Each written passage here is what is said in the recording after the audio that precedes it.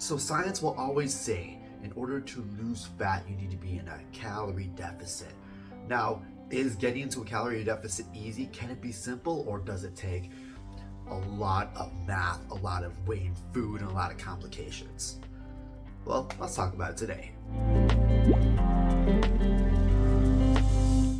How's it going, guys? Troy here from Fit Track Coaching, where we help busy parents and professionals over the age of 40 live longer, stronger, healthier lives simply with the power of habits. Now, when we're talking about nutrition, we're talking about calories, we're talking about things like eating, take my advice with a grain of salt. I'm a nutrition coach, but I'm not a registered dietitian or medical doctor. If you have worked with either one of those and they have recommended a way to eat, follow their advice first. That instructions was like a prescription, kind of like a medicine they prescribe to you, so follow their prescription. But if you're just a person trying to lose some fat, you're relatively healthy, have no prescribed eating plan, here are 5 tips I could give you to help you get into a calorie deficit while still enjoying some of the foods you like. First strategy I have is something I like to call the 85-15 cereal. Some of us are still cereal eaters and some of us still have that sweet tooth. So in order to curb the cereal sweet tooth without just basically eating a bowl of sugar and milk, this is a trick I like to use. I get 2 boxes of cereal at the grocery store. One of it is a sugarier cereal. It could be chocolate flavored or fruit flavored or marshmallow filled. I'm not gonna name any brand names. But then you also buy a comparable cereal that doesn't have those flavorings. Try to match it ingredient for ingredient. So if it's like an oat-based cereal that's sugarier, find an oat-based cereal that's not sugarier. Then you're gonna take 85% of the non-sweet cereal and fill your bowl. Then you're gonna take 15% of that sugarier cereal and mix it in.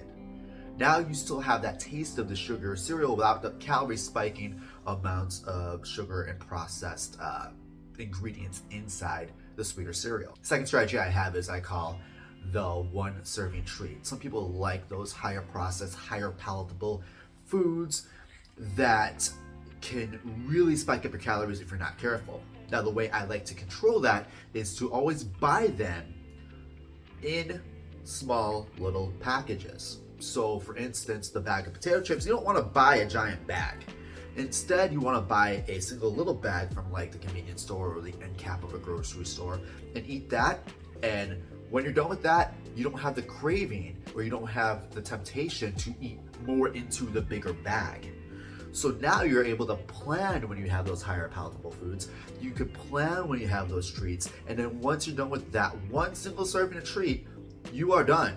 The best thing you can do to help out your own personal discipline is to just not have that temptation there in the first place. The third strategy is a very all-encompassing, works with every single diet method trick, and I call it eating the 85% full.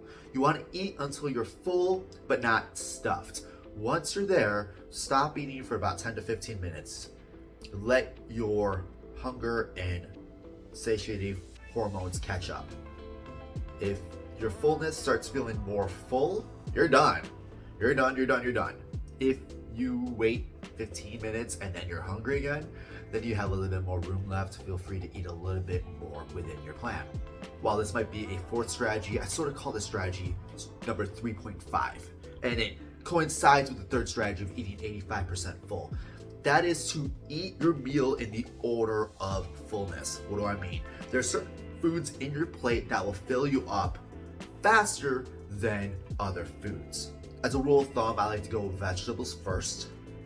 Eat the vegetables, then eat the protein source, so it can be your meat. Mix them together if you want to.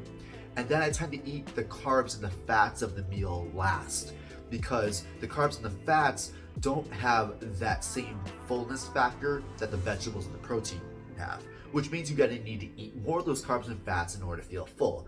This goes back to the treats. This goes back to those convenience store foods. They are very palatable, they're very tasty, but you don't fill yourself up that easily eating them, so therefore you want to eat more and more and more. To fill yourself up even sooner and get closer to 85% full, hit the high fiber such as the vegetables, hit the high protein, and then hit the carbs last. You should be able to be more balanced getting to that 85%. The last trick talks about the infamous 2 words when it comes to eating habits. The cheat day. First off, let's review what the purpose of a cheat day is. First off, it's to prevent that deprivation and that desperation that comes with taking away all your favorite foods and maybe higher calories. The biggest mistake people make is they just take it away, they make it disappear, and they crave it more and more and more and more until they just binge on it. Then they feel ashamed that they did, and then the cycle just repeats over and over again. It becomes a big, massive spiral. So people do these spikes in calories and spikes in carbs not just to satisfy their cravings, but to also reset the metabolic system so it's just not used to being in a massive calorie deficit the whole time. Now, one of the ways to do this cheat day without going massively overboard is to make it an overnight cheat day.